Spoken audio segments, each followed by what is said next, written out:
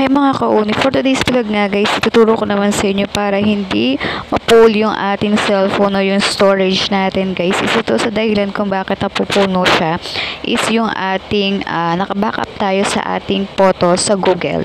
So para hindi tayo mapuno or hindi mapuno yung ating storage, punta ka lang dito sa Google, hanapin mo yung photos.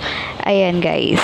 At kapag nandiyan ka na sa photos, makikita mo guys yung picture mo sa taas. Ayan, i-click mo lang yan guys. And then ayan guys, makikita mo yung storage mo. Pag napupuno yan, ganyan guys. Para yan hindi mapuno, punta ka dun sa ilalim guys. Makikita mo yung photos, settings. Ayan guys, yung backup. I-click mo yung backup. Ayan guys. Kapag naka-backup tayo guys, lahat ng picture, lahat ng videos na kinukuha na natin is napupunta dyan. Kaya napupuno rin yung storage natin.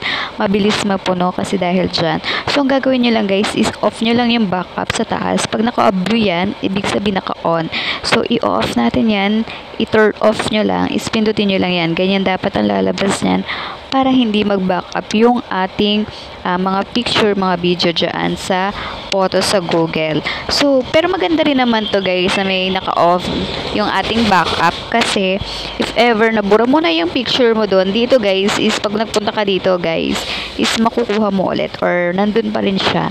So, if ever na nabura mo ng sadya, hindi sinasadya yung video or yung photo, okay lang yun kasi pwede ka pumunta dito sa backup guys is nandun pa rin yun basta naka turn on siya. So ganyan guys para hindi mapuno yung inyong Google account.